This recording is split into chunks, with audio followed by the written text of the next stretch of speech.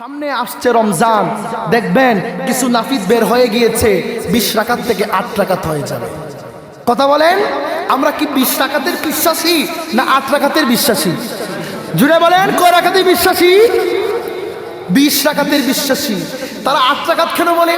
8 রাকাতের পক্ষে দলিল আছে, কিন্তু সেটার ব্যাখ্যা, বিশ্লেষণ, গ্রামারের ভালো গভীরতা নাই। এজন্য তারা 8 রাকাতের স্লোগান দেয়। আরে 20 রাকাত তো হযরত ওমর রাদিয়াল্লাহু তাআলা নিজেই শুরু করলেন। শুধু ওমর রাদিয়াল্লাহু তাআলা 20 রাকাত তারাবির নামাজ পড়তেন না, ওমর রাদিয়াল্লাহু তাআলা 20 রাকাত তারাবির নামাজের ইমামতিও করেছেন। সুবহানাল্লাহ। তাহলে কি সন্দেহ আছে? একটা হলো নামাজ পড়া, আরেকটা হচ্ছে পড়ানো। কথা বেশ কম আছে কিনা নাই? একটা হলো পড়া, আরেকটা হচ্ছে পড়ানো। তাহলে 20 রাকাত তারাবি আমরা পড়বো কি পড়বো না? জুড়ে বলেন, পড়বো কি পড়বো না?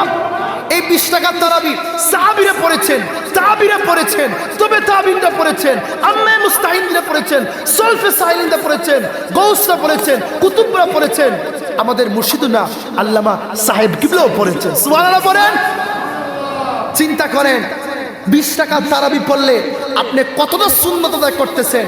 সাহাবীদের সুন্নত হচ্ছে আদায়, তাবিদের সুন্নত আদায় হচ্ছে, তবে তাবিনদের সুন্নত আদায় হচ্ছে, আওলাদের রাসূল তাদের হক আদায় হচ্ছে 20 রাকাত পড়লে। যদি আপনি 8 রাকাত পড়লেন, 8 রাকাতে বিশৃঙ্খলা সৃষ্টি হয়।